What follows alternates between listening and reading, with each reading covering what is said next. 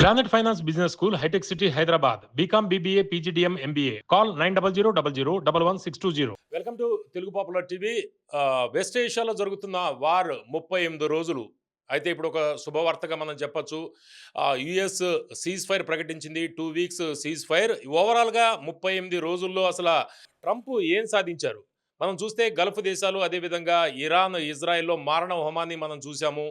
US ఆర్థిక వ్యవస్థ పూర్తిగా దెబ్బతిన్న పరిస్థితి. అయితే దీనివల్ల మన దేశంలో కూడా గ్యాస్ స్టవ్లు వెలిగించలేని పరిస్థితి. పెట్రోలు, అదేవిధంగా డీజిల్కి సంబంధించి పెట్రోల్ బంకుల దగ్గర కిలోమీటర్ల క్యూలు కూడా మనం చూసాము. రైతులకి వ్యతలు ఎదుర్కొన్న పరిస్థితి. అయితే ఈ ట్రంప్ నిర్ణయాల వల్ల నాటోలో చిలుకలు వచ్చాయి. ప్రపంచ దేశాల్లో అస్థిరత ఏర్పడింది. ఈ నేపథ్యంలో ట్రంప్ చివరికి మొదటి నుంచి ఏదైతే కోరుకున్నారో, అంటే ఇరాన్లో రెజిమ్ చేంజ్ కావచ్చు, లేకపోతే న్యూక్లియర్ ప్రోగ్రామ్స్ కావచ్చు, ఈ విషయాల్లో ఏ విధంగా కూడా ముందరకు వెళ్ళబోయారో చివరికి చేతులు ఎత్తేసిన పరిస్థితి. ఈ ఓవరాల్గా ఇరాన్ పూర్తిగా లాభపడింది. వెస్ట్ ఏషియాలో జరుగుతున్న ఈ పరిణామాల్లో, 38 రోజుల పరిణామాల్లో హీరోగా ఇరాన్ని అందరూ కూడా చెప్తున్న పరిస్థితి. ఈ నేపథ్యంలో మనతోటి తెలంగాణ గ్రంథాలయ పరిషత్ చైర్మన్ రియాజ్ గారు ఉన్నారు. నమస్కారం రియాజ్ గారు. పవన్ గారు నమస్కారం అండి. రియాజ్ గారు, మొదటి నుంచి కూడా అందరూ కూడా ట్రంప్ పైచేయి సాధిస్తాడు అనేది మొదట వారంలో అనుకున్నారు. దానికి ప్రధానమైన కారణం ఏంటంటే, ఇరాన్ సుప్రీం చీఫ్ ఖమేనీ హత్య తర్వాత ఇరాన్ పతనం దిశగా వెళ్ళిపోతుంది, రెజిమ్ చేంజ్ అవుతుంది, న్యూక్లియర్ ప్రోగ్రామ్ ట్రంప్ ఏదైతే చెబుతున్నారో అది బంద్ అయిపోతుంది, ఎన్రిచ్మెంట్ తగ్గుతుంది అనేది అందరూ అనుకున్నారు. అయితే ఆ టైంలో చాలా కొద్దిమంది మాత్రమే ఇరాన్కి సంబంధించిన క్యాపబిలిటీస్ గురించి చెప్పారు. ట్రంప్ ఇరాన్ని దెబ్బ తీయలేడు అని చెప్పిన వాళ్ళల్లో అతి తక్కువ మందిలో మీరు కూడా ఒకళ్ళు. అయితే ఈ ఓవరాల్గా 38 రోజుల్లో ఇప్పుడు లేటెస్ట్గా ఏం ప్రకటిస్తాడో ఈరోజు ఉదయం అనుకున్నారు. అయితే సీజ్ ఫైర్ ప్రకటించాడు. ఇరాన్ ఏ డిమాండ్లు ముందర పెట్టిందో ఆ డిమాండ్లు దాదాపు అన్నీ కూడా ఒప్పుకున్న పరిస్థితి. ఇప్పుడు ట్రంప్కి గర్వభంగంగా మనం చెప్పొచ్చా ఇది? పవన్ గారు, మొదటిగా ప్రపంచ శాంతిని కోరుకునే వాళ్ళగా, ప్రపంచం అంతా బ్రదర్హుడ్, ఫ్రెటర్నిటీ ఉండాలని కోరుకునే వాళ్ళుగా ఈ పరిణామాలని మనం ఆహ్వానించాలి. ఒక మాటలో చెప్పాలంటే, ట్రంప్ పరిస్థితి కొండంత రాగం తీసి ఏదో పాట పాడినట్టుగా కనిపిస్తూ ఉన్నది. అవును. అంటే నిజానికి కోవిడ్ ఎపిసోడ్ తర్వాత ప్రపంచంలో అనేక పరిణామాలు సంభవించాయి. ఆ పరిణామాల నుంచి ప్రపంచం కోలుకుంటున్న సందర్భంలో ఈ యుద్ధం పెనం మీద నుంచి పొయ్యి మీద పడేసిన నేపథ్యాన్ని స్థాపించింది. ఇప్పుడు ఈ వాతావరణం ఏదైతే ఉందో, అంటే శాంతికి సంబంధించిన వాతావరణం, చర్చలకు సంబంధించిన అనుకూలత, ప్రపంచంలో వార్ను ద్వేషించే వాళ్ళు, అంటే యుద్ధాన్ని ద్వేషించే వాళ్ళు, శాంతిని ప్రేమించే వాళ్ళకి ఒక అద్భుతమైన ఊరడింపుగా, అట్లాగే ఒక మంచి వార్తగా మనం స్వీకరించాలి. ఇది ప్రపంచ పరిణామాల మీద కొన్ని మార్పులకు దోహదం చేసే అంశంగా మనం చూడాలి. ఫస్ట్ ఏంటంటే, మీరు మీ ప్రశ్నలో ఒక గొప్ప భవిష్యత్తుకు సంబంధించిన వివరణ కోరే అంశం దాగి ఉంది. ఇప్పటిదాకా ప్రపంచం అంతా కోల్డ్ వార్ ఎండ్ అయిన తర్వాత, ప్రచండ యుద్ధం యుఎస్ఎస్ఆర్ నాయకత్వంలో కనిపించే వార్సా కూటమికి, అలాగే యుఎస్ఏ నాయకత్వంలో కొనసాగిన నాటో కూటమికి 1990స్లో ఎండ్ అయిపోయిన తర్వాత ప్రపంచం అంతా ఏకధ్రువ ప్రపంచం ఏర్పడింది. అమెరికా ఆధిపత్యంతో కూడుకున్న ప్రపంచం ఈరోజు మొత్తం ప్రపంచ గమనాన్ని సామాజిక, ఆర్థిక, రాజకీయ రంగాల్లో నిర్దేశించింది. నిన్న రాత్రి ప్రకటన ఏదైతుందో, ఆ ప్రకటనతో ఏకధ్రువ ప్రపంచానికి చెల్లుచిటి వచ్చింది. ఇప్పుడు ప్రపంచం అంతా బహుదూర ప్రపంచంలోకి వెళ్ళిపోతుంది. The world is travelling from unipolar system to multipolar system. ఇది గొప్ప పరిణామంగా మనం స్వీకరించాలి. కాబట్టి ఏదైతే సాంప్రదాయ యుద్ధం అని మనం అయితే భావించామో, దానికి కూడా చెల్లుచిట్టు వచ్చింది. అంటే మిలిటరీ పరమైన యుద్ధం ద్వారా మాత్రమే గెలుపు నిర్ధారించే అవకాశం లేదు. యుద్ధాన్ని నిర్వచించే క్రమంలో ప్రజాభిప్రాయం చాలా గొప్పదన్న విషయం బయటకు వచ్చింది. ఒక దేశం మరొక దేశం మీద దాడి చేసే క్రమంలో ప్రపంచ దేశాలకు సంబంధించిన అభిప్రాయాలు కూడా చాలా కీలకమైన విషయం అర్థమైంది. ఒక దేశం ఎంత బలమైన దేశంగా ఉన్నా వేరే దేశం మీద యుద్ధం చేస్తూ ఉన్నప్పుడు ఆ వేరే దేశానికి సంబంధించిన ప్రజల యొక్క సంఘీభావం అనేది శత్రువును ఓడిస్తున్న విషయం బయటకు వచ్చింది. అట్లాగే ప్రపంచం అంతా మానవత్వ విలువలతోటి, నాగరికత విలువలతోటి ఇంకా జీవించాలని కోరుకుంటుందనే విషయం బయటకు వచ్చింది. ఒక్క మాట చెప్తాను, అది ఏంటంటే, ట్రంప్ ఏమన్నాడంటే, ఈరోజు రాత్రి ఒక నాగరికతను అంతం చేయబోతున్నానని ప్రకటించాడు. రాతి యుగం నాటికి వెళ్ళిపోతారు అందరూ అన్నాడు. ఎంత దుర్మార్గమైన మాట అంటే, చాలా కష్టపడితే మేధో శ్రమ, శారీరక శ్రమ, వందల వేల సంవత్సరాల కష్టంతో ఏర్పడిన నాగరికత ఇది. అది ఏ నాగరికతన కావచ్చు, పర్షియన్ నాగరికత కావచ్చు, భారతదేశానికి సంబంధించిన సింధు నాగరికత కావచ్చు, హ్మ్. ఇరాక్, ఇరాన్ ప్రాంతంలో ఉన్న బబిలోని నాగరికత కావచ్చు, చైనాలో ఉన్న ఒయాంగో నాగరికత కావచ్చు, సౌత్ అమెరికాలో ఉన్న మేయన్ నాగరికత కావచ్చు, ఈజిప్ట్‌లో మనకు కనిపించే నైల్ నది నాగరికత కావచ్చు. నాగరికతలు ఏమైనా కావచ్చు. ఆ నాగరికతల గమనం ప్రపంచంలో ఈరోజు మనకు ఆధునిక జీవన శైలికి అది అంకురార్పణ చేసింది. అవే మానవాళికి పునాదులు. ఉపయోగపడాలి అవే ఏదైనా. పునాదులు. కానీ నాగరికతను చెరిపేస్తాను, పెన్సిల్‌తో రాసే రాతలాగా నాగరికతను చెరిపేస్తానని ట్రంప్ ప్రకటించాడు. స్టోన్ ఏజ్‌కి వెళ్ళిపోతారు అన్నాడు. అదేమంటున్నా అంటే, ట్రంప్ ఆశించినట్టుగా అవి పెన్సిల్‌తో రాసిన రాతలు కావు. హ్మ్. అవి రాళ్లపై చెక్కబడ్డ శిలాశాసనాలు. మానవ జీవనం ఉన్నన్ని రోజులు, సూర్యచంద్రులు ఉన్నన్ని రోజులు హ్మ్. నాగరికత, చరిత్ర మిగిలిపోతుంది. దాన్ని చెరిపేయడం ఎవరికీ సాధ్యం కాదన్న విషయాన్ని ఈ యుద్ధం ప్రపంచానికి పాఠం నేర్పింది. అందుకోసమే నాగరికత నాశనం చేస్తాను. ఈ రాత్రి రాత్రే ఒక నాగరికత విధ్వంసం జరుగుతున్నది. మీరు మీ భగవంతుడిని మీరు ప్రార్థించుకోమని చెప్పి ఏవైతే హెచ్చరికలు చేశాడో ట్రంప్, నిన్న చాలా పేలవమైన ముగింపుకు వచ్చాడు. అందుకోసమే నేను ఇంతకుముందు చెప్పినట్టుగా కొండంత రాగం తీసి ఏమీ పాడకుండానే ఈ చర్చలకు అంగీకరించినట్టుగా ట్రంప్ ఓకే. కనపడ్డాడు. రియాజ్ గారు ఇప్పుడు న్యూ వరల్డ్ ఆర్డర్ ఎలా ఉండే అవకాశం కనిపిస్తుంది? ఎందుకంటే ఈ వెస్ట్ ఏషియా పరిణామాల నేపథ్యంలో ప్రపంచ దేశాల్లో డిఫరెన్స్ ఆఫ్ ఒపీనియన్స్ అన్నీ కూడా వచ్చిన పరిస్థితి. అంటే అమెరికాకి దగ్గరగా ఉన్న దేశాలు కూడా అమెరికా అంటే భయపడే పరిస్థితి వచ్చింది. నాటోలో చీలికలొచ్చాయి. ప్రపంచ దేశాల్లో డిఫరెన్సెస్ ఆఫ్ ఒపీనియన్స్ కూడా వచ్చిన పరిస్థితి. అంటే వరల్డ్ ఆర్డర్ ఎలా ఉండబోతోంది? పవన్ గారు అంటే అంతర్జాతీయ సంబంధాల్లో నేను రిసర్చ్ చేశాను. హ్మ్. దానికి నాకు ఎంఫిల్ కూడా అవార్డ్ అయింది కాకతీయ యూనివర్సిటీ నుంచి. వరల్డ్ ఆర్డర్ ఎప్పటికీ గతిశీలంగా ఉంటుంది, డైనమిక్‌గా ఉంటుంది. ఒకే స్టాటిక్ ఆర్డర్ అంటే నిశ్చలమైన క్రమం ప్రపంచాన్ని ఎప్పుడు నిర్దేశించలేదు. హ్మ్. మనకు మొదటి ప్రపంచ యుద్ధం, రెండో ప్రపంచ యుద్ధంలో బహుధ్రువ ప్రపంచం ఉండేది. అంటే ప్రపంచంలో అనేక దేశాలు ప్రపంచాన్ని శాసించే పరిస్థితి ఉండేది. రెండవ ప్రపంచ యుద్ధం అయిపోయిన తర్వాత అది ద్విధ్రువ ప్రపంచంగా మారిపోయింది.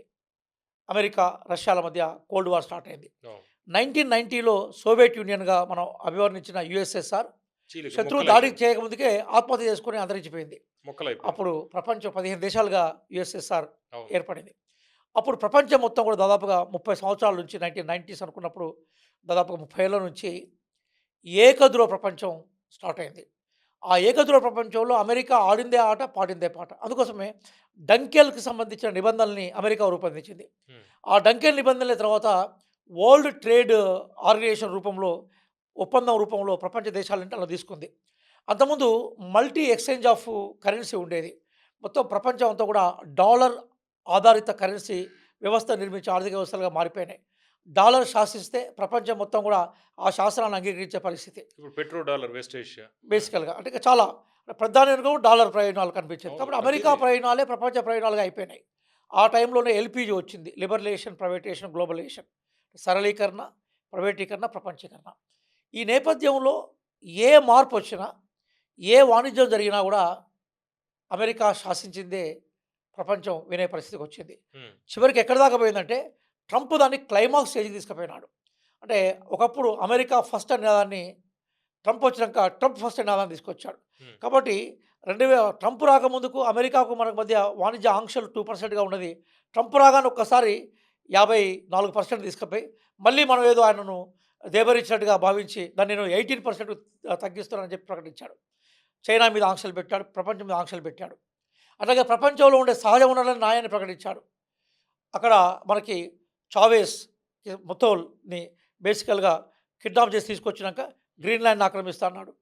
ఫిన్లాండ్‌ని ఆక్రమిస్తా అని చెప్పాడు. నీ బతుకెంత అని చెప్పేసి యూకేనన్నాడు. అట్లాగే ఫ్రాన్స్ అధ్యక్షుడు మొట్టమొదటిసారిగా భార్యతో జరిగే గొడవను పరిష్కరించుకొని ప్రపంచ రాజకీయాలకు రమ్మని శాసించాడు. హ్మ్. కెనడాను ఎగతాళి చేశాడు. ఎవ్వరూ ఏమనలేని పరిస్థితి. ఉక్రెయిన్ తన మద్దతిచ్చే ఉక్రెయిన్ అధ్యక్షుడు జెలెన్స్కీని జెలెన్స్కీని కూడా అవమానించాడు కదా! పిలిపించి అవమానించాడు. అంటే అవును. మీరు చూస్తే ప్రపంచంలో మన భారతదేశం అనేది ఇక దారుణం కదా! అమెరికా మంత్రి వచ్చి భారతదేశం ఏముందంటే అక్కడ ప్రజలు మేము చెప్తే వింటారు. మా మాట వింటారు. వాళ్ళకంటూ అభిప్రాయం లేదని చాలా నిస్సగ్గుగా ప్రకటించే యుద్ధం సందర్భాలున్నాయి. ఆపేసింది కూడా నేనే చాలా అన్నాడుగా క్లియర్‌గా పాకిస్తాన్ చాలా తోటి. పాకిస్తాన్, ఇండియా యుద్ధాన్ని నేనే ఆపినా అన్నాడు. హ్మ్. కాబట్టి నోబెల్ ప్రైజ్‌కి సంబంధించిన ఇష్యూస్‌లో వెనజులాకు సంబంధించిన ఒక ప్రతిపక్ష నాయకురాలికి నోబెల్ ప్రైజ్ వస్తే, ఆ నోబెల్ ప్రైజ్‌ను ఆమె ద్వారా ఈయన అంకితం తీసుకున్నాడు. హ్మ్. అంటే ట్రంప్ ఏది ఆడితే అదే ఆట, ఏది పాడితే అదే పాటగా మార్చిన ప్రపంచాన్ని మొట్టమొదటిసారిగా యుద్ధం ప్రశ్నించింది. ఇరాన్ గొప్ప ప్రజాస్వామ్య వ్యవస్థ నేను అనట్లేదు. కానీ ఇరాన్ యొక్క గవర్నెన్స్ డిఫరెంట్‌గా ఉంటుంది. ఎందుకోసం అంటే పక్కనే ఉండే మధ్యప్రాచ్య దేశాలు ఏవైతున్నాయో యూఏఈ గానీ, యెమెన్ గానీ, ఒమెన్ గానీ, సౌదీ అరేబియా గానీ, ఇరాక్ గానీ, లిబియా గానీ ఇట్లాంటి దేశాలు ఏవైతే మనకు కనిపిస్తా ఉన్నాయో అందులో దాదాపు అన్ని దేశాలు ఎక్సెప్ట్ లిబియా ఇరాక్ తప్పితే అన్నీ కూడా రాజరిక వ్యవస్థలే. ఇరాన్ రాజరిక వ్యవస్థ కాదు. అట్లానే ఇరాన్ ఎన్నికల ద్వారా ఏర్పడ్డ ప్రజాస్వామ్య వ్యవస్థ కూడా కాదు. భారతదేశంలాగా మిగతా అమెరికా లాగా ప్రజాస్వామ్యం ఎన్నికల ద్వారా ఏర్పడే వ్యవస్థ కాదు. అయినా కింది స్థాయిలో ఎన్నికలు ఇరాన్ నిర్వహిస్తుంది. ముల్లాలు నిర్వహిస్తారు. కింది స్థాయిలో వాళ్ళకి అనుకూలమైన ప్రభుత్వం ఏర్పాటు చేస్తారు. ఎన్నికల వ్యవస్థ ఉంది. కానీ పరిమితి చెందిన ఎన్నికల వ్యవస్థ కాదు. 1979లో అక్కడ ఇస్లామిక్ రిపబ్లిక్ వచ్చిన తర్వాత వాళ్ళు ఒక సిస్టాన్ని ఎస్టాబ్లిష్ చేసుకున్నారు. రెవల్యూషన్ తర్వాత. కాబట్టి ఇరాన్ చాలా గొప్ప ప్రజాస్వామ్య దేశము అని అనలేము. ఎందుకోసం అంటే ఇరాన్ రెజిమ్కి వ్యతిరేకంగా చేసిన పోరాటాలు అణిచివేసింది. ఇంకా అన్నిటికన్నా ముఖ్యంగా ఒకప్పుడు ఇరాన్లో కమ్యూనిస్ట్ పార్టీ చాలా బలంగా ఉండేది. చాలా చిత్రహింసలు పెట్టి కమ్యూనిస్ట్ పార్టీని అంతం చేసేసింది. అట్లాగే ఈ రిజిమ్ ఖమేనీకి సంబంధించిన వ్యతిరేకించే వాళ్ళందరూ కూడా ఎక్కడిదక్కడ తీసేసింది. ఉమెన్ లిబర్టీ మీద కూడా ఆంక్షలు పెట్టింది. ఇట్లా రకరకాలున్నాయి. అయినా ఈరోజు ఏమైపోయిందంటే ఇరాన్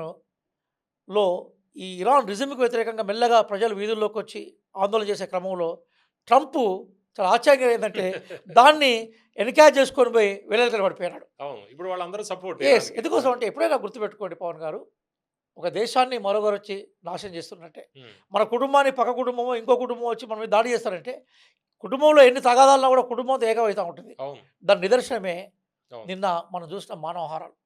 బహుశా నాకు తెలిసి ఈ మధ్య కాలంలో ఒక దేశం మరొక దేశాన్ని మీద దండయాత్ర చేస్తున్నప్పుడు, యుద్ధం చేస్తున్నప్పుడు వాళ్ళ పెట్రో రిసోర్సెస్ని కాపాడడం కోసం, ఎలక్ట్రిసిటీ పవర్ సెంటర్లను కాపాడడం కోసం, అలాగే వాళ్ళ బ్రిడ్జ్లను కాపాడడం కోసం, వాళ్ళ యూనివర్సిటీలను కాపాడుకోవడం కోసం, వాళ్ళ స్కూళ్ళను కాపాడుకోవడం కోసం వేలాది మంది వచ్చి దాని చుట్టూ మానవహారాలుగా ఉండి సంగీత కచేరీలు చేస్తూ రాత్రంతా వాటిని కాపాడే క్రమంలో లక్షలాదిగా గుమ్ముకున్న సంఘటన మాత్రం నేను అంతర్జాతీయ రాజకీయాల విద్యార్థిగా ఈ మధ్య కాలంలో మాత్రం నేను చూడలేదు సార్. సింపతి బాగా వచ్చిన పరిస్థితి. ఎందుకంటే టెహరాన్లో స్కూల్ పిల్లలు చనిపోవడం, తర్వాత లేటెస్ట్గా ఈ మానవహారాలు ఇవన్నీ కూడా ఇంటర్నల్గా జరుగుతున్నవన్నీ కూడా వాళ్ళకి ప్లస్ అయ్యాయి. ఇప్పుడు అమెరికా ఎక్కడ భంగపాటు జరిగిందంటే, మనం ఎంత బలవంతులమైనా కూడా సమాజంలో ఉన్నప్పుడు మిగతా సామాజిక జీవుల అంటే మిగతా దేశాల మద్దతు లేకుండా ఏకపక్షంగా యుద్ధాన్ని గెలవడం సాధ్యం కాదని ప్రూవ్ చేసింది. ఉదాహరణకి ట్రంప్ యుద్ధాన్ని మొదలుపెట్టినప్పుడు మెల్లగా ఆస్ట్రేలియా, మిగతా కెనడా, మిగతా దేశాలు పెద్దగా స్పందించిన సందర్భాలు లేవు. కానీ ట్రంప్ ఏకపక్ష నిర్ణయాలు తీసుకోవడంతో మెల్లమెల్లగా ఏమైపోయిందంటే నాటో వెనక్కి వెళ్ళిపోయింది. అంతకుముందే నాటో గాయపడ్డది కదా.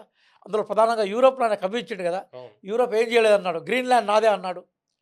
అవసరమైతే Scandinavian island, Norway, Denmark, Sweden ఇట్లాంటి దేశాలను, ఫిన్లాండ్ ఈ దేశాలను కబలిస్తానని చెప్పాడు. దాంతో ఏమైపోయిందంటే నాటో దేశాలు ఏవైతే దాంతో కలిసి ప్రయాణం చేసినాయో ఆ దేశాలు వాళ్ళకు కూడా ఆత్మగౌరవం ఉంటుంది, సావరిటీ ఉంటుంది. ఆ దేశాలు మొట్టమొదటిసారి వెనక్కి వెళ్ళిపోయినాయి. అది ట్రంప్ చాలా లైట్గా తీసుకున్నాడు. ఏమనుకున్నాడు అంటే టేక్ ఇట్ గ్రాంటెడ్, అంటే తాను ఏం చేసినా కూడా ప్రపంచం మొత్తం అనుసరిస్తుంది అనుకున్నాడు. అక్కడ ట్రంప్ మొట్టమొదటిసారిగా ఫెయిల్ అయిపోయినాడు. రెండోది ఏమైపోయిందంటే అమెరికా ఆయువు పట్టు ఎక్కడుందో ఇరాన్ కరెక్ట్గా కనిపెట్టింది. అమెరికా ఆయువు పట్టు ఏమిటి అంటే అమెరికా ఆర్థిక వ్యవస్థలే, అమెరికా పెట్టుబడి కేంద్రాలే అమెరికా ఆయువు పట్టు. అందుకోసమే ఇరాన్ ఏం చేసిందంటే సైనిక పరంగా లాస్ అయినా, ప్రజలను కోల్పోయినా, వాళ్ళ ఉద్యమ నాయకుల్ని లేదా వాళ్ళ గవర్నెన్స్లో ఉండే టాప్ లెవెల్ ఆఫీసర్స్ని కోల్పోయినా ఇరాన్ ఎక్కడ కూడా చెక్కు చెదరకుండా మధ్యప్రాచ్యంలో ఉండే అమెరికన్ ట్రేడ్ సెంటర్స్ని లక్ష్యంగా పెట్టుకుంది. ఫస్ట్ మిలిటరీ సెంటర్స్ని పెట్టుకున్నది, తర్వాత మిలిటరీ సెంటర్స్ని ఒట్టినే కొట్టేసింది. సెకండ్ టైంలో ఏం చేసిందంటే వాళ్ళ మార్కెట్ సెంటర్స్ ఏవైతున్నాయో అమెజాన్ కొట్టేసింది. ఇంకా చాలా ఆ స్థాయి వాటి కొట్టేసింది.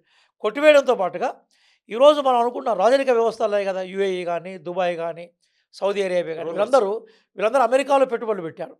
అమెరికా వాళ్ళు వీళ్ళ దేశాల్లో పెట్టుబడులు పెట్టారు. అవన్నీ స్వర్గధామాలు, ప్రమాదం లేని ప్రాంతాల్లో గుర్తించబడ్డాయి. దుబాయ్ అయితే అద్భుతంగా ఎదిగిన సందర్భాలు మన కళ్ళ ముందునే కనబడుతుంది. 2 దశాబ్దాలు ఎదిగింది. ఎక్కడైతే అమెరికా బిజినెస్ సెంటర్స్ ఉన్నాయో మ్యూచువల్ కోఆపరేషన్ తోటి వాటి మీద భయంకరమైన దాడులు చేసింది. ఎప్పుడైతే అమెరికా ఆర్థిక వ్యవస్థ మీద దాడులు మొదలుపెట్టిందో అప్పుడు మొట్టమొదటిసారిగా అమెరికా అఫెన్స్ నుంచి డిఫెన్స్లోకి వచ్చింది. ఇరాన్ తన లక్ష్యాలను ఎంచుకోవడంలో స్ట్రాటజికల్గా సక్సెస్ అయింది. అమెరికాకి ఏమైపోయిందంటే ఇక్కడ మన కొన్ని అంశాలు మనకి కనబడుతూ ఉంటాయి. ఇరాన్ అట్లా కొట్టడం అమెరికాకు సాధ్యం కాలేదు. ఎందుకంటే ఇరాకు మనము నార్థర్న్ వైపులో మనకి జాగ్రన్ మౌంటైన్స్ కానీ, అట్లాగే ఇంకోవైపు మనకు ఆల్బ్రస్ పర్వతాలు కానీ, మరొకవైపు కాస్పియన్ సీ కానీ నార్త్‌లో, సౌత్‌లో మనకు కనిపించే పర్షియన్ గల్ఫ్ వీటిలో తన మళ్ళీ స్ట్రైట్ ఆయుధాలను ఆఫ్ దాచుకోవడం హార్మజ్ కోసం స్ట్రైట్ ఆఫ్ హార్మజ్ వాళ్ళకి అందుకోసము ప్లస్. ఆయుధాలను దాచుకోవడానికి హ్మ్. ఉపయోగపడ్డాయి. రష్యాతో సహజ బౌండరీస్ ఈజీగా వీరికి డ్రోన్స్ గానీ, మిసైల్స్ గానీ, వెపన్స్ రావడానికి వాళ్ళకు మార్గం సుగమమైంది. హుహు. అంటే జియోగ్రఫికల్ కండిషన్స్ ఇరాన్ ఏదైతే ఉందో అది దాన్ని సెక్యూర్ చేసినాయి. హ్మ్. కాబట్టి వీళ్ళు అంటే ఇరాన్ అమెరికా స్థావరాలను ఏవైతే లక్ష్యంగా పెట్టుకొని దాడులు చేసి సక్సెస్ అయిందో, అట్లా ఇరాన్‌లో వేటైతే లక్ష్యాలను పెట్టుకుందో, ఆ లక్ష్యాలను ఛేదించడం అమెరికా ఫెయిల్ అయిపోయింది రైట్. రైట్. స్ట్రాటజికల్‌గా. హ్మ్. కాబట్టి ఇప్పుడు మనం ఎన్ని మాట్లాడినా కూడా ఏమవుతుందంటే అమెరికాకు అమెరికా ఇస్ మైటీ పవర్ అప్పుడైనా, ఇప్పుడైనా. కానీ జరిగిందేందంటే యుద్ధం జరుగుతున్నప్పుడు లక్ష్యాలను ఛేదించడమే నీ విజయం. హ్మ్. లక్ష్యాలను అనుకున్న లక్ష్యాలను ఇరాన్ కొట్టగలిగింది. అనుకున్న లక్ష్యాలను అమెరికా కొట్టలేకపోయింది. దానికి 2 రీజన్స్ ఏంటంటే, ఒకటి అమెరికా ఇరాన్‌కు చాలా దూరంగా ఉండడం. రెండోది ఏమైపోయిందంటే, ఈ ఇరాన్‌కు సంబంధించిన జియోగ్రఫికల్ లొకేషన్స్ క క వాటిని ఇరాన్ కాపాడాయి. ఇక మూడో అంశం ఏదైతుందో, అమెరికా ఫస్టు ఏమనుకుందంటే, ప్రజలందరూ రోడ్ల మీదకొస్తారు. వెనిజులాలో ఎట్లయితే ఆహ్, మనకి చావెజ్ మజోల్ని తీసేసినప్పుడు ఎట్లయితే ప్రజలు కామ్‌గా ఉండి వాళ్ళ పనిలో వాళ్ళు వెళ్ళిపోయినారో, తిరుగుబాటు వస్తుందనుకున్నారు. ఇక్కడ జరగలేదది. హ్మ్. పైపెచ్చు ఈ తిరుగుబాటుదారులందరూ కూడా రిజిమ్ వైపే వెళ్ళిపోయినారు హ్మ్. అమెరికాకు వ్యతిరేకంగా. మనకెక్కడ కూడా కనిపించలేదు. ఇక ఇంకో అన్నిటికన్నా కీలక విషయం ఏందంటే, అమెరికా ఊహించని సంఘటన, మిగతా మధ్యప్రాచ్య దేశాల మీద ఇరాన్ దాడి చేస్తుందని అమెరికా ఊహించలేదు. హుహు. అమెరికా అనుకుందంటే ఇజ్రాయిల్‌ను నేను సేవ్ చేసుకుంటే, ఇజ్రాయెల్ సేఫ్‌గా ఉంటే, అమెరికా సేఫ్‌గా ఉంటుందనుకున్నది.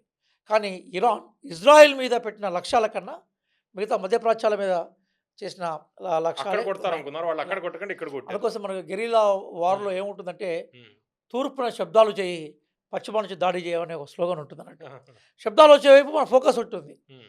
కానీ దాడి ఇంకో దగ్గర జరుగుతుంది. ఓకే. ఓకే. అందుకోసము ఆ గెరిల్లా యుద్ధ తంత్రాన్ని ఇరాన్ ఈరోజు సక్సెస్‌ఫుల్‌గా అమలు చేసింది. ఇప్పుడు ఇక్కడ ప్రధానమైన అంశం ఏంటంటే యుఎస్ అగ్రరాజ్యం ప్రపంచ దేశాలని శాసిస్తుంది.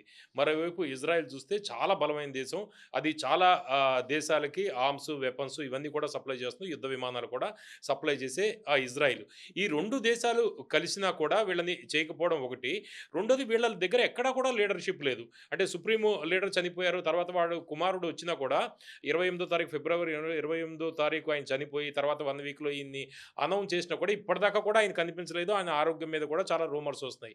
లీడర్‌షిప్ ఏం లేకపోయినా కూడా అసలు ఎవరు రన్ చేశారు ఇదంతా షోని? పవన్ గారు అంటే ఇరాన్‌కు సంబంధించిన గవర్నెన్స్‌ని, హ్మ్. పవర్ స్ట్రక్చర్‌ని అర్థం చేసుకోవడంలో ఇజ్రాయెల్, అమెరికా ఫెయిల్ అయిపోయినాయి. వాళ్ళేమనుకున్నారంటే, ఇరాక్‌లో సద్దాం హుస్సేన్ అనే సుప్రీం లీడర్‌ని కొట్టగానే ఇరాక్ సరెండర్ అయిపోయింది. Baath party socialist party collapse అయిపోయింది. లిబియాలో గడాఫీని కొట్టగానే లిబియా క్లోజ్ అయిపోయింది. వెనిజులా అధ్యక్షుడిని కిడ్నాప్ చేయగానే వెనిజులా సరెండర్ అయిపోయింది. అట్లాగే ఇరాన్ ఏదైతే ఉందో, ఇరాన్ అధ్యక్షుడిని కొట్టగానే ఇరాన్ క్లోజ్ అయిపోద్ది అనుకున్నారు. అనుకోని ఇరాన్ అధ్యక్షుడికి సంబంధించిన మూవ్‌మెంట్ మీద వాళ్ళకి పూర్తిగా అవగాహన ఉంది. హ్మ్. కాబట్టి ఇరాన్ అధ్యక్షుడిని కొట్టగలుగుతాం అన్న నమ్మకం ఏర్పడిన తర్వాత మాత్రమే ఇరాన్ మీద యుద్ధం స్టార్ట్ చేశారు. అవును. దానికి చాలా కానీ, 2 సంవత్సరాల నుంచి వర్క్ కానీ చేశారంట. హ్మ్. ఇరాన్‌కున్న ప్రత్యేకత ఏందంటే, ఇరాన్ ప్రజాస్వామ్య దేశం కాదు. ప్రజలందరూ రోడ్ల మీదకి రావడానికి. హ్మ్. అట్లాగే ఇరాన్ రాజరిక వ్యవస్థ కాదు. ఒక రాజును కొట్టేస్తే మొత్తం వ్యవస్థ అంతా పోవడానికి. ఇరాక్‌కు సంబంధించిన పవర్ స్ట్రక్చర్ దశల వారీగా ఏర్పడి ఉంది. హ్మ్. కాబట్టి ఇరాన్ ఎప్పుడైతే ఖమేనీని కోల్పోయిందో, మొత్తం తన ఆర్మీని 31 యూనిట్లుగా విభజించినట్టుగా మనకు వార్తా కథనాలు చెప్తున్నాయి. హుహు. ఆ 31 యూనిట్లకు పూర్తిగా లిబర్టీ ఇచ్చారు. హ్మ్. ఏ యూనిట్ శత్రువును ఐడెంటిఫై చేయడంలో ఇజ్రాయెల్, అమెరికా శత్రువుగా భావించినప్పుడు, మిగతా మధ్యప్రాచ్య దేశాలు శత్రువుగా భావించినప్పుడు, మీరు లక్ష్యాలున్నాయి. మీరు ఎవరి పని వాళ్ళు చేసుకోమని చెప్పారు. హ్మ్. కాబట్టి ఈ 31 వింగ్స్‌గా ఏర్పడ్డ ఆర్మీని ఒక సింగిల్ టార్గెట్‌తో కొట్టడం అనేది ఇజ్రాయెల్‌కు, అమెరికాకు సాధ్యం కాకుండా అయిపోయింది. హ్మ్. కాబట్టి 31 వైపుల నుంచి యుద్ధ దాడులు స్టార్ట్ అయ్యాయి. అందుకోసం ఇంత జరిగినా కూడా నిన్న అంటే 24 గంటల క్రితము ఇజ్రాయెల్‌లో 16 విభిన్నమైన ప్రాంతాల మీద ఇరాన్ దాడి చేయగలిగింది. ఎందుకు దాడి చేయగలిగిందంటే, వాళ్ళకు సైన్యం ఎక్కడెక్కడ విభజన అయిపోయింది కదా! నంబర్ 1. నంబర్ 2 ఏంటంటే, దాదాపుగా 10,00,000 ఆర్మీ ఉన్న ఇరాన్ 2,00,000 ఇస్లామిక్ రెవల్యూషనరీ గార్డ్స్‌ని కలిగి ఉంది. ఐఆర్‌జీసీ. తయారు చేసి ఉంది. దీంతో పాటుగా ఇంకొక 10,00,000 ఆర్మీకి సిద్ధపడ్డారు వాళ్ళు. ఎట్లా సిద్ధపడ్డారంటే, 1,000,000 అంట. హ్మ్. వాళ్ళు బేసికల్‌గా 12 సంవత్సరాలు దాటినా కూడా ఆర్మీ రిక్రూట్‌మెంట్ కోసం సిద్ధపడిపోయినారు. హ్మ్. వీటన్నిటికన్నా ముఖ్యంగా వాళ్ళ మనకి అధ్యక్షుడు ఒక విషయాన్ని ఏం ప్రకటించాడంటే, 1,50,00,000 మంది ఇమ్మీడియట్‌గా దాదాపు 10 కోట్ల జనాభా ఉంటే 1,500,000 మంది ఎట్లాంటి త్యాగాలకైనా రోడ్ల మీదకి వచ్చేందుకు సిద్ధపడ్డారని ఒక ప్రకటన చేశాడు. అంటే ఇవన్నీ మనకేం చెప్తా ఉన్నాయంటే ప్రజాబలాన్ని తమ చుట్టూ ఉండే మానవ వనరుల్ని ఆయుధాలుగా ఇరాన్ మార్చుకుంది. హ్మ్. దీనికి భిన్నంగా ఇజ్రాయెల్‌లో మనం ఊహించినంతగా ప్రజల సపోర్ట్ ఈ యుద్ధానికి రాలేదు. ఎందుకోసంటే ఇజ్రాయెల్ దగ్గర ఏం ప్రాబ్లమ్ అయిందంటే ఇజ్రాయెల్ అమెరికా కన్నా సక్సెస్‌ఫుల్‌గా ఇరాన్ మీద దాడి చేసింది. సక్సెస్ రేట్‌లో చూస్తే అటు అమెరికా, ఇజ్రాయెల్ సక్సెస్ రేట్‌లో చూస్తే టార్గెట్‌ని ఎంచుకోవడంలో, టార్గెట్‌ని ఛేదించడంలో ఇజ్రాయెల్ టాప్ ఉంది అమెరికా కన్నా. కానీ ఇజ్రాయెల్‌లో ఒక ప్రాబ్లమ్ ఏమొచ్చిందంటే అంతకుముందు ఇజ్రాయెల్ మీద హిజ్బుల్లాహ్ దాడి చేసినా, లేదా హమాస్ దాడి చేసినా కూడా హ్మ్. కొంత పరిమితమైన దాడులే ఉండేది. కానీ మొట్టమొదటిసారిగా టెల్ అవీవ్ గాని, మిగతా ఆ రేంజ్ పట్టణాల మీద డిమోను. యెస్. బేసికల్‌గా ఇరాన్ బాంబ్స్ ఆ పట్టణాల్లో పడ్డాయి అక్కడ. పడిన తర్వాత ఫస్ట్ టైమ్ వాళ్ళ అపార్ట్మెంట్లు మీద అటాక్ జరిగినాయి. కార్లు కాలిపోయినాయి. అట్లాగే ఇజ్రాయెల్ యొక్క సామాన్య జనజీవన స్రవంతి డిస్టర్బ్ అయింది. హ్మ్. కాబట్టి ఇజ్రాయెల్‌లో కూడా ప్రజలు రోడ్ల మీదకొచ్చారు. మీరు చెక్ చేసేయండి. హ్మ్. వెస్టర్న్ మీడియా చూపెట్టలే గానీ అల్ జజీరా లాంటి మిగతా ఛానెల్స్ చూపెట్టాయి. అట్లాగే ఫ్రాన్స్ టీవీ, స్పానిష్ టీవీస్ ఇవి కూడా చూపెట్టాయి. హ్మ్. అట్లాగే అమెరికాలో కూడా ఏమైపోయిందంటే అమెరికన్స్ బేసికల్‌గా వాళ్ళ లక్ష్యం వేరు. ట్రంప్ పవర్‌లోకి వస్తున్నప్పుడు కూడా యుద్ధాలు లేని ప్రపంచాన్ని నిర్మిస్తారనేది ఆయన వాగ్దానంలో ఒకటి. వాళ్ళకి కావాల్సింది ఎకనామిక్ గెయిన్స్. అమెరికా ఏదైతే ఫైనాన్షియల్ లాస్ అయిందో దాన్ని గెయిన్ చేసుకోవడం. కానీ యుద్ధాలు చేసి అమెరికాను నష్టానికి లేదా అమెరికాకు సంబంధించిన ఇష్యూస్ మీద ఫోకస్ చేస్తారని అనుకోలేదు. అమెరికాలో కూడా ధరలు పెరిగినాయి. కానీ అమెరికన్ ప్రజలు కూడా ఊహించని విధంగా హ్మ్. లక్షల కొద్ది రోడ్ల మీదకొచ్చారు. ఒకప్పుడు 54% ఆఫ్ సపోర్ట్ ట్రంప్‌కు ఉంటే అది 27కి పడిపోయింది. హ్మ్. కానీ ప్రజలు ఇప్పుడు ఇరాన్ ప్రజలు ఎట్లయితే గవర్నమెంట్‌కి రెజిమ్‌కి సపోర్ట్ చేశారో అమెరికాలో, ఇజ్రాయెల్‌లో జరగలేదు. అది మేజర్ పాయింట్. అది మనకి ప్రధానంగా ఇరాన్‌కి వచ్చిన అడ్వాంటేజ్‌గా మనం చెక్ చేసుకోవాలి. ఓకే. చూసుకోవాలి. ఇప్పుడు పాకిస్తాన్ రోల్ ఏంటి? ఇప్పుడు ఈ ఓవరాల్‌గా ఈ చర్చల్లో? సార్ యాక్చువల్‌గా మనము నిజాయితీగా మాట్లాడాలనుకుంటే పూర్తిగా భారత వ్యతిరేకతతోటే పాకిస్తాన్ యొక్క ఉనికి కొనసాగుతా ఉంది. హ్మ్. దానికి అండబలం, కండబలం అన్ని బలాలు యునైటెడ్ స్టేట్స్ ఆఫ్ అమెరికానే. అంటే యునైటెడ్ స్టేట్స్ ఆఫ్ అమెరికా పక్కకు తప్పుకుంటే పాకిస్తాన్ అనే కంట్రీ అక్కడ ఉండదు. ఏముందసలు? వెరీ సింపుల్‌గా. అవును. ఎంత సంక్షోభంలో మనం చూసాం. కాబట్టి ఈ నెగోషియేషన్స్ టైంలో ఏమైపోయిందంటే, అప్పుడు ట్రెడిషనల్‌గా ఇరాన్‌కి అంటే ఇస్లామిక్ వరల్డ్ మీద పవర్ కోసము ఇరాన్‌కు, పాకిస్తాన్‌కు మధ్య ఫస్ట్ నుంచి కూడా ఒక ప్రచండ యుద్ధం జరిగింది. పాకిస్తాన్‌కు ఉన్న అడ్వాంటేజ్ ఏదంటే, అమెరికా సహకారంతోటి వాళ్ళు న్యూక్లియర్ పవర్‌గా అవును. ఎదగడం. ఏ కోణం చూసినా కూడా ఇరాన్ అనేది పాకిస్తాన్ కన్నా చాలా సుప్రీం అన్ని కోణాల్లో కూడా. హ్మ్. కానీ అమెరికా అండదండలు పాకిస్తాన్‌కు ఉన్నాయి కాబట్టి పాకిస్తాన్ ఇస్లామిక్ వరల్డ్‌లో తన ఆధిపత్యాన్ని చెలాయించాలనుకున్నది. ఆ క్రమంలోనే 3 దేశాలు నెగోషియేషన్స్‌కి వచ్చినట్టుగా మనం వార్తలు చూసాం. పాకిస్తాన్, ఈజిప్ట్ దాంతో పాటుగా టర్కీ. ఈ మూడిట్లో అమెరికా నమ్మదగ్గ అనుచరుడు, సహచరుడు ఎవరైతే ఉన్నారో అనుచరుడు అనడం బాగుంటదేమో హ్మ్. సహచరుడు కన్నా హ్మ్. పాకిస్తాన్. అవును. కాబట్టి ఈరోజు అమెరికా యుద్ధాన్ని ఆపే క్రమంలో టర్కీ ప్రెసిడెంట్‌ని సంపూర్ణంగా నియంత్రించి తన నియమాలను అనౌన్స్ చేయమని చెప్పే అవకాశం అమెరికాకు లేదు. ఎందుకంటే అతనికి కొంత ఇండిపెండెన్స్ ఉంది. అలాగే ఈజిప్ట్ కూడా కొంత ఇండిపెండెన్స్ ఉంది. అది కూడా యాన్షియన్ సివిలైజేషన్. అలాగే ఈజిప్ట్‌కు ఇజ్రాయెల్ మధ్య ట్రెడిషనల్ వార్ ఉంది. హ్మ్. కాబట్టి భౌగోళిక రీత్యా వాళ్ళకి సంబంధించిన కొంత భూభాగాన్ని ఇజ్రాయెల్ కైవసం చేసుకోవడం, యుద్ధాలు జరగడం జరిగింది. కాబట్టి ఈ ఎపిసోడ్‌లో అమెరికా తను పూర్తిగా విశ్వాసంలో తీసుకున్న అనుచరుడు ఎవరైతే ఉందో పాకిస్తాన్. చెంచా. బట్ ఒక రకంగా యెస్. చెప్పాలంటే అగ్రీ. చెంచా. అగ్రీ. హ్మ్. అందుకోసం నేను ముందుగాలే చెప్పాను కదా! హ్మ్. అమెరికా సపోర్ట్ లేకుండా పాకిస్తాన్ ఎగ్జిస్టెన్స్ సాధ్యం కాదని చెప్పాను. అవును. కాబట్టి పాకిస్తాన్‌ని ముందర పెట్టి, తోలుబొమ్మను ముందర పెట్టి అంతే. ఆట ఆడిపించడం చేసింది. కాబట్టి ఇప్పుడు మీకు ఇంకో విషయం ఏందంటే, మొట్టమొదటిసారిగా ఇది మామూలుగా పాకిస్తాన్‌కి సంబంధించిన హ్మ్. ప్రైమ్ మినిస్టర్ షెహబాజ్ అలీ ఏదో ట్విట్టర్‌లో ఒక పోస్ట్ చేసి మళ్ళీ వెనక్కి తీసుకున్నాడు. అంటే హ్మ్. అమెరికా డ్రాఫ్ట్‌ని పెట్టి మళ్ళీ వెనక్కి తీసుకున్నాడు ఇందులో. అంటే క్లియర్‌గా అర్థమవుతుందంటే అమెరికా ఈ యుద్ధం నుంచి ఏదో రూపంలో బయటపడాలనుకున్నది. హ్మ్. పాకిస్తాన్‌ని ఒక ముసుగుగా ఉపయోగించింది. అంతకు మించి పాకిస్తాన్ ఇంపార్టెన్స్ ఉండదు. అవును. కానీ అదే సందర్భంలో ఏమైతుందంటే, పాకిస్తాన్‌ని మీద ఇరాన్ కూడా దాడి చేయలేదు. నెగోషియేషన్స్ మీరు చూడండి. ఎక్కడో అజర్బైజాన్ మీద, హ్మ్. ఆర్మేనియా మీద దాడి చేసింది ఇరాన్. చాలా ఇరాన్ దాడి చేయని ఇస్లామిక్ కంట్రీస్ మిగతా అంటే అమెరికాకు అనుకూలమైన ఇస్లామిక్ కంట్రీస్ ఏవి ఉన్నా కూడా పాకిస్తాన్ మీద ఇరాన్ దాడి చేయలేదు. హ్మ్. ఎందుకోసంటే ఇరాన్ కూడా పాకిస్తాన్ అట్లా పెట్టుకున్నది. హ్మ్. ఇప్పుడు ఎట్లా ఉంటుందంటే మనకు నెగోషియేషన్స్ జరుగుతున్నప్పుడు, ప్రపంచ యుద్ధాలు జరుగుతున్నప్పుడు ఎవరైనా ఎక్కువ మంది శత్రువులను పెట్టుకోవాలనుకోరు. అవును. కాబట్టి పాకిస్తాన్‌కి ఇరాన్ కూడా వెసులుబాటు ఇచ్చింది దాడులు ఇరాన్ చాలా చేయకుండా. స్ట్రాటజిక్‌గా మూవ్ చేసింది. స్ట్రాటజికల్‌గా అవును. పాకిస్తాన్ పట్ల ఇరాన్ స్ట్రాటజికల్‌గా అన్ని వ్యవహరించింది. దేశాల్లో చాలా స్ట్రాటజిక్‌గా ఉంది. ఉంది. హ్మ్. మెచ్యూరిటీగా ఉంది. కాబట్టి ఆ పాకిస్తాన్ మీద దాడి చేయకపోవడం, ఇరాన్ వాళ్ళ మధ్య ఉండే సంబంధాలు చెడిపోకుండా ఉన్నాయి. అట్లాగే అమెరికాకు ఫస్ట్ నుంచి కూడా మీరన్నట్టుగా చెంచా అనొచ్చు, తొత్తు అనొచ్చు. హ్మ్. లేదా అమెరికా కేంద్రీకృత ఫారిన్ పాలసీనే పాకిస్తాన్ తీసుకుపోతుంది కాబట్టి హ్మ్.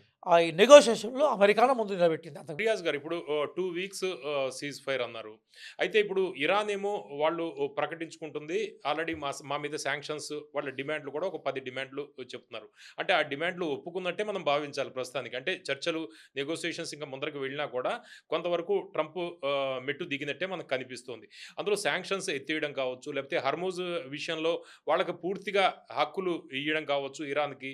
ఇలా మొత్తం ఒక 10 పాయింట్లున్నాయి. ఈ నెగోషియేషన్స్ అమలయ్యే అవకాశం ఉందా? లేకపోతే ట్రంప్ డ్రామాగా దీన్ని భావించాలా మనం? ఇందులో 3 అంశాలను మనం చూడాలి సార్. ఒకటో హ్మ్. ట్రంప్ వైపు నుంచి బేసికల్‌గా ఆయన ట్విట్టర్‌లో రాసిందేంటంటే, పాకిస్తాను ప్రైమ్ మినిస్టర్‌ని, పాకిస్తాన్‌కు సంబంధించిన ఆర్మీ చీఫ్‌ని ప్రేజ్ చేస్తూ, వాళ్ళ కోరిక మేరకే నేను ఈ నెగోషియేషన్స్‌కి ఒప్పుకున్నట్టుగా ఆయన ఆయన ప్రకటించుకున్నారు ట్రంప్. హ్మ్.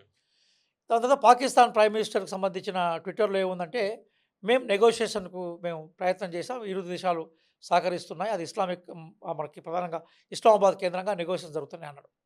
మూడో ప్రకటన ఏదైతే ఉందో అది ఇరాన్ నుంచి వచ్చింది.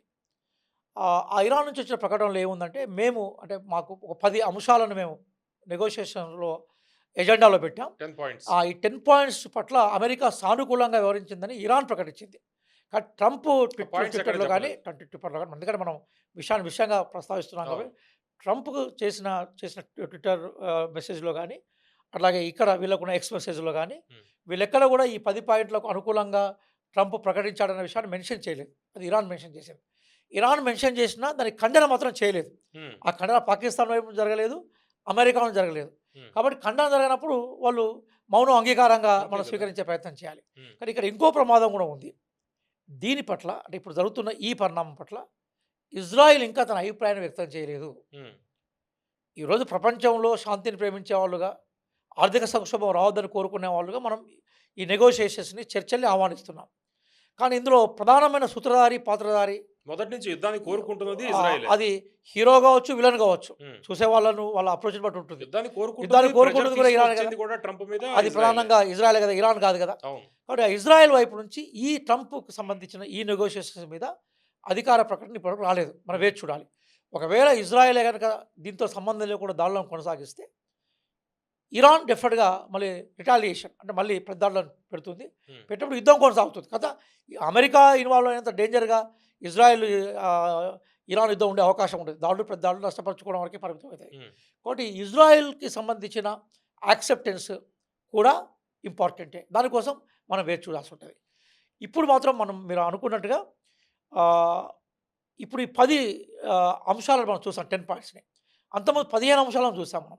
అయితే ఆ 15 అంశాలకు, ఈ 10 అంశాలకు మధ్య కొంత తేడా ఉంది. ఇందులో భాష ప్రయోగాల్లో కొంత సరళీకరణ వచ్చింది. ఏంటది? అది ప్రధానంగా ఏంటంటే, హార్మోజ్ జలసంధి మేం అమెరికా కోసం, ఇజ్రాయెల్ కోసం మా ప్రాణంతో వరకు, మా దేశ ఉనికిలో ఉన్నంత వరకు తెరవం అని ఫస్ట్ 15 పాయింట్స్‌లో ఉంది. హ్మ్. ఇందులో ఏముందంటే, హార్మోజ్ జలసంధి తెరిసేందుకు మేము సిద్ధంగా ఉన్నాం. అయితే ఆ ప్రాంతం అంతా కూడా మా సైనిక నియంత్రణలోనే ఉంటుంది అని చెప్పింది. అంతకుముందు ఏముందంటే బేసికల్‌గా మాకు సంబంధించిన ఆకాంక్ష మాకు మా మాకు ఆంక్షలు ఏవైతే ఉన్నాయో వాటి పూర్తిగా తొలగించాలని ప్రకటించింది. ఇందులో ఏముందంటే, మాకు సంబంధించిన ఆంక్షల మీద రివ్యూ చేయాలనే ఒక ప్రకటన హ్మ్. చేసింది. మరొకటేంటంటే, యురేనియంకు సంబంధించిన నిల్వలు, అణ్వాయుధాలు ఏవైతే ఉన్నాయో వాటి మీద బేసికల్‌గా నియంత్రణను వాళ్ళు ఏం చేశారంటే సూపర్విజన్ రూపంలోకి మార్చాలనే కోణంలో మాట్లాడుకొచ్చారు. అన్నిటికన్నా మించి ఈసారి ఈ దీంట్లో ఏముందంటే, హ్మ్. ఇరాన్ తమ మీద పెట్టిన అంతర్జాతీయ ఆంక్షలు ఏవైతే ఉన్నాయో వాటి దశల వారీగా తొలగించాలనే అంశాలు పెట్టినాయి. అవును. కాబట్టి ఈ 10 డిమాండ్స్ ఏవైతే ఉన్నాయో ప్లస్ నష్టపరిహారం కూడా ఆ ఇయ్యాలంది. నష్టపరిహారం విషయంలో కూడా కొంత తగ్గింది. హ్మ్. అప్పుడంత ఉధృతంగా అప్పుడు అది కూడా తీవ్రత ఎక్కువుండేది. అది కూడా కొంత భాషలో సరళీకరణ ఆ! వచ్చింది.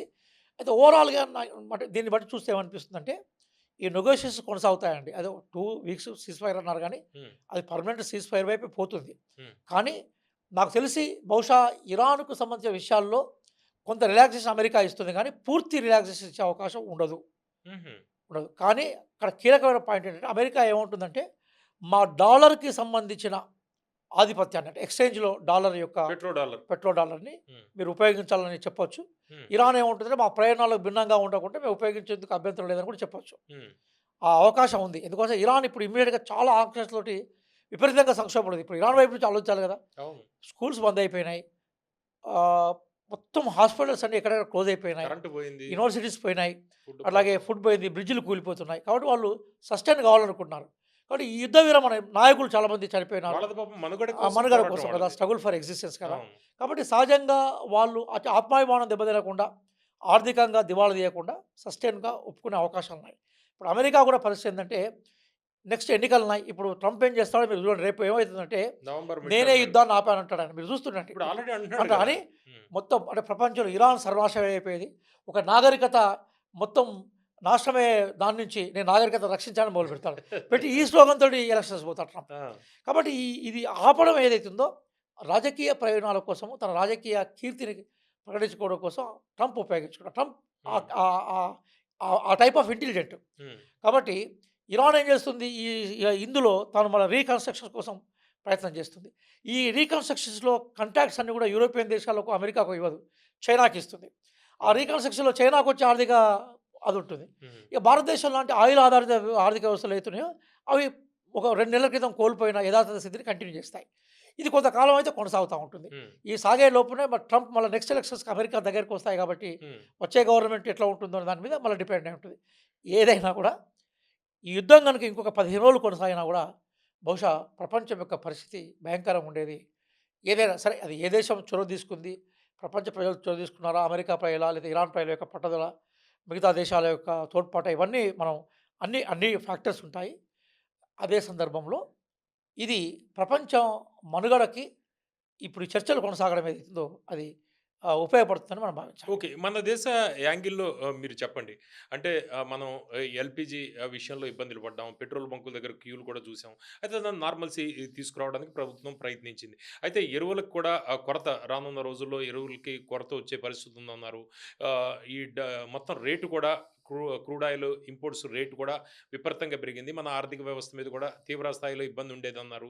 అయితే ఇరాన్ తోటి మన డిప్లొమసీ ఎలా ఉంది? ఇప్పుడు యూఎస్‌ని మనం ఎట్లా చూస్తున్నాము? ఇరాన్‌ని ఎలా చూడాలి మనం? పవన్ గారు అంటే భారతదేశానికి ప్రపంచ సంబంధాల్లో లేదా ఇతర దేశాల సంబంధాల్లో గౌరవప్రదమైన పాత్ర ఉంది. మనం స్వతంత్రం ఉద్యమాన్ని టైంలోనే అనేక విముక్తి పోరాటాలు మనం సపోర్ట్ చేశాం మనం. భారత రాజ్యాంగంలో కూడా ఆదేశ సూత్రాల 50, 50 ఆర్టికల్ కూడా అవును. దాని మీద ప్రస్ఫుటంగా ఉంటుంది. ఆ డిగ్నిటీని మనం మెయింటైన్ చేశాం. అయితే 10 సంవత్సరాల నుంచి భారతదేశ విదేశీ వ్యవహారాల మీద మనకున్న విమర్శ ఏందంటే, ఈ ప్రపంచంలో మనకు నమ్మదగ్గ మిత్రుడు నమ్మదగ్గ మిత్రుడెవరు? నమ్మలేని శత్రువు ఎవడు అనే విషయం మీద ఆల్రెడీ నిర్వచనాలున్నాయి. దానికి భిన్నంగా మన ఫారిన్ పాలసీ పోయింది. అంటే హ్మ్. స్పష్టంగా చెప్పాలనుకుంటే, ఈ 10 సంవత్సరాల్లో మనం సంపూర్ణంగా అమెరికా సెంట్రిక్ లేదా అమెరికాను ప్లీజ్ చేసే విదేశాంగ విధానాన్ని మనం తీసుకున్నాం. కానీ ఈ నెగోషియేషన్స్‌లో పాకిస్తాన్ పాత్ర ఇవన్నీ చూసినాక మీకు అర్థమైన విషయం ఏందంటే, అమెరికా ఎప్పుడు కూడా భారతదేశానికి నమ్మదగ్గ మిత్రుడు కాదు. హ్మ్. చాలా క్లియర్ చెప్తున్నాను. చివరికి మన పరిస్థితి ఏమైపోయిందంటే, మీరు పెట్రోల్ ఇరాన్ దగ్గర కొనొద్దు అంటే కొనం సార్. మీరు పెట్రోల్ రష్యా దగ్గర కొనొద్దు, మేము కొనం. కొనండి. యెస్. కొనొద్దు అంటే మేము కొనం. మేము తీసుకోమని చెప్పాం. తర్వాత మళ్ళీ అంటే కొనమన్నారు. లాస్ట్ ఇయర్ మీరు కొనండి అంటే మేము అలా కొనడం మొదలుపెట్టాం. హ్మ్. ఇది ఏ రకమైన సంకేతాన్ని ఇస్తా ఉన్నది? భారతదేశం మార్కెట్ రీత్యా చాలా పెద్ద దేశం ఇది. అమెరికాను శాసించగలిగే శక్తి సామర్థ్యాలున్న దేశం మార్కెట్ రీత్యా. ఆయుధాల్లో, మిలిటరీలో there is a different discussion. కాబట్టి మార్కెట్ రీత్యా భారతదేశానికి ఉండే గొప్పతనం భారతదేశానికి ఉన్నది. హ్మ్. అట్లాగే మనం చాలా కాలం థర్డ్ వరల్డ్ లీడర్ కదా. హ్మ్.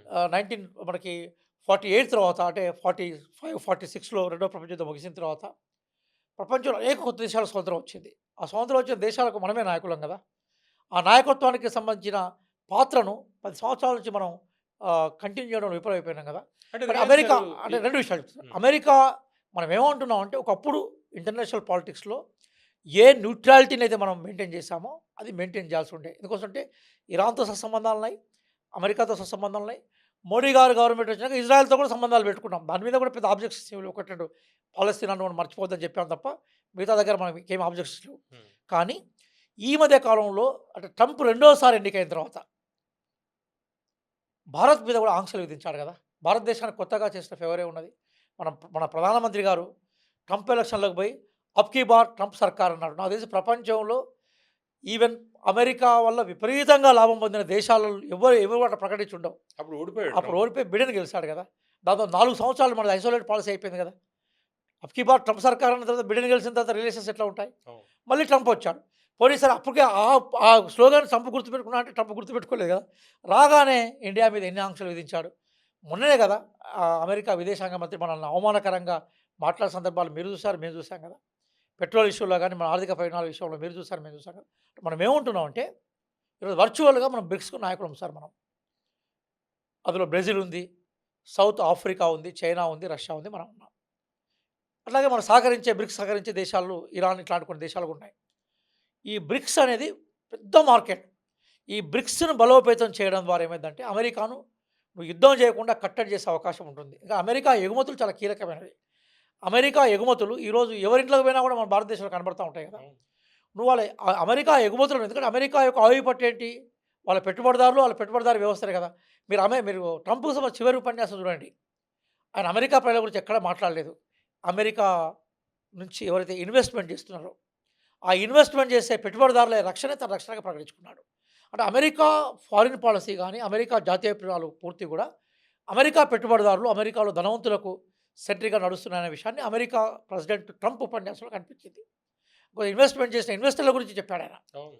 సామాన్య ప్రజల గురించి, యుద్ధ నష్టాల గురించి మాట్లాడలేదాయన. నిన్న ఒక అనలిస్ట్ చెప్తూ యుద్ధం ఇన్ని రోజులు కంటిన్యూ అవ్వడానికి ఒక కారణం ఏంటంటే one of the reasons arms dealers ఎవరైతే ఉన్నారో వాళ్ళు లక్షల కోట్ల రూపాయలు వీళ్ళకి ఫండింగ్ చేస్తూ ఉంటారు. వాళ్ళ ప్రెషర్ వల్ల యుద్ధం ఇన్ని రోజులు కొనసాగుతుంది. అదొక పాయింట్ కూడా చెప్తారు. 100% రైట్ మాట అది. దానికి ఇంకో యాడ్ కూడా చెప్తున్నా. ఇప్పుడు ఇందులో ఆయుధాలను తయారు చేసే దాంట్లో ట్రంప్ కొడుకున్నట్టుగా చూపెట్టారు. అవునవును. డ్రోన్స్ ట్రంప్ ఇవన్నీ కూడా. అల్లుని ఫోటోస్ కూడా బయటకొచ్చాయి. మనం ఎప్పుడు అంతకుముందు చూడలేదు. అవును. వీళ్ళే మొత్తం అవును. మనకి బీహార్లుగా మారిపోయి హ్మ్. టోటల్ వీళ్ళే వాణిజ్యం చేస్తున్నారని విషయాలు వాళ్ళ చెప్పారు. స్వార్థం కోసం. అందుకోసం నేనేమంటున్నాను సార్, భారతదేశం నిజంగా ఆందోళన పడ్డ మాట వాస్తవం. ఎందుకు ఆందోళన అంటే సడెన్‌గా సాంప్రదాయకంగా మనం క్రూడ్ ఆయిల్ తెచ్చుకున్న ఇరాన్ తోటి మనకు తెలియకుండానే రిలేషన్స్ ఇబ్బంది పడ్డాయి. మన ప్రధానమంత్రి ఈ ఎలక్షన్స్ ముందు సారీ ఈ యుద్ధానికి ముందు ఇజ్రాయెల్ పర్యటనకు పోవడం అనేది కూడా కొంత నిరాశపరిచింది. 2 డే ముందర అక్కడే ఉన్నారు. 24 గంటల ముందుగా అక్కడున్నాడు. చివరికి వస్తూ నెతాన్యాహును గట్టిగా కౌగిలించుకొని బయటకొచ్చాడు. అది భారతదేశానికి సంబంధించిన విదేశీ వ్యవహారాల ధర్మానికి విరుద్ధంగా ఆయన ప్రవర్తన ఉన్నట్టుగా విశ్లేషకులు మనందరం కూడా భావించాం. ఇక మూడో అంశం ఏదైతుందో నిజంగా కూడా మన దగ్గర ఆ గ్యాస్ ఒక్కసారి ఆందోళన తీసుకొచ్చింది కదా! గ్యాస్‌కి సమయ కొరత. రేపు నిజంగా ఎలక్షన్సే లేకుంటే పెట్రోల్ ధరలు కూడా మనం ఊహించినట్టుగా కట్టెల్లో ఉండకపోయేది. నిజానికి అంతర్జాతీయ క్రూడ్ ఆయిల్ ధరలు $105 ఫర్ మనకి బ్యారెల్ ఉన్నప్పుడు రూ. 71, రూ. 60 మన్మోహన్ సింగ్ గవర్నమెంట్ అప్పుడు పెట్రోల్ పెట్టిన ఇచ్చింది. రేట్ అదే ఇప్పుడు $93 ఉన్నా కూడా ఈయన $110కి ఎక్కడ తగ్గలేదు. ఎలక్షన్స్ ఉన్నాయి కాబట్టి మనం కొంచెం బచాయించాం. లేకపోతే బహుశా పెట్రోల్ ధరలు పెరిగాయేమో. అంటే దానికి మనం గవర్నమెంట్ మాత్రమే నిందించలేదు. ఎందుకంటే అంతర్జాతీయ పరిస్థితులు దానికి దోహదపడ్డాయి. ఇంకా పెరిగినప్పుడు ఏమైతుంది ధరలు పెరుగుతాయి, సామాన్యులు నష్టపోతారు కదా! కాబట్టి ఈ యుద్ధం రేపు మన ఆర్థిక సంక్షోభం నిర్మలా సీతారామన్ గారు కూడా ఓపెన్‌గా ఒప్పుకున్నారు కదా! అట్లాగే మనకు 60 దేశాలతో కూడుకున్న సంభాషణ యూకే ఆధ్వర్యంలో జరిగినప్పుడు మన దేశం నుంచి పాల్గొన్న రిప్రజెంటేటివ్ కూడా ఏమన్నారంటే భారతదేశం యొక్క ఆర్థిక అవసరాల మీద ఈ యుద్ధం చాలా ఎక్కువ ప్రభావం చూపించిందని ఒప్పుకున్నారు మనకి. కాబట్టి ఇవన్నీ మనకి ఏం చెప్తున్నాయంటే యుద్ధం కనుక కంటిన్యూ అయితే తప్పనిసరిగా మనం దాని ఇంపాక్ట్ గురికి అయ్యేవాళ్ళం. ఎందుకంటే మనది ఆయిల్ ఆధారిత ఆర్థిక వ్యవస్థ. అవును. అట్లాగే ఇంత జరిగినా కూడా రష్యా మరి ఎక్కడ కూడా మీకు నా దగ్గర ఆపేసావు కదా! నీకు ఇరాన్ మీకు ఎక్కడ నేను ఆయిల్ ఇయ్యలేదని చెప్పలేదు. అలాగే ఇరాన్ కూడా 2, 3 సార్లు ప్రకటించింది. ఈ ఒకటి 2 అంశాల్లో భారత్‌కు వ్యతిరేకంగా ప్రకటన ఉండొచ్చు. కానీ యుద్ధం జరుగుతున్న సందర్భంలో మాత్రం హర్మూజ్ దగ్గర నౌకలకు కూడా అవకాశం క్లియర్ ఇచ్చింది చెప్పింది కదా! కదా! భారతదేశం మా మిత్రదేశం. సాంప్రదాయబద్ధమైన నౌకలకు స్నేహం ఉంది. అవకాశం కూడా ఇచ్చింది. కాకపోతే నౌకలు భారతదేశ నౌకలు అన్నీ దాదాపుగా మనం చేరడానికి అవకాశం వచ్చింది. సరే వాళ్ళకుండే బిజినెస్ ప్రయోజనాలు టెంపరరీగా నెరవేర్చుకోవచ్చు. కానీ మనల్ని శత్రు దేశంగా ప్రకటించి మనల్ని ఎక్కడ ఇబ్బంది పెట్టే సందర్భాలు లేవు కదా! కానీ ఇప్పటికైనా కూడా భారతదేశం ఒక గుణపాఠం నేర్చుకోవాలి. ఈరోజు అమెరికా మీద ఆధారపడ్డ జాతీయ ప్రయోజనాలు మనకు అవసరం లేదు. మన జాతీయ ప్రయోజనాల కోసము మళ్ళీ ఈరోజు మనకు గొప్ప అవకాశం వచ్చింది. దీదూర ప్రపంచం ఏకదూర ప్రపంచంగా మారింది. ఇప్పుడు అది మళ్ళీ బహుదూర ప్రపంచంగా మారుతుంది కాబట్టి పెద్ద మార్కెట్ శక్తిగా ఒక ట్రెడిషనల్ సివిలైజేషన్ సొసైటీని మనం కంటిన్యూ చేస్తున్న వాళ్ళుగా డెఫినెట్‌గా మనం ఓకే. నిలబడగలగాలి. మన ప్రయోజనాల కోసం కలపడగలగాలి. వెస్ట్ ఏషియా పరిణామాల నేపథ్యంలో అగ్రరాజ్యం అమెరికాకి ఇరాన్ ఒక సవాలు విసిరినట్టే అగ్రరాజ్యం ఆధిపత్యానికి ఒక సవాలు ఎదురవుతున్న పరిస్థితి. అయితే సీజ్ ఫైర్ 2 వారాలు సీజ్ ఫైర్ ప్రకటించారు. అయితే ఇరాన్ పెడుతున్న డిమాండ్స్ ఎన్ని ఈ నెగోషియేషన్స్ నేపథ్యంలో ఎన్ని అమెరికా ఒప్పుకుంటుంది అనేది మనం చూడాలి. చూస్తూ ఉండండి తెలుగు పాపులర్.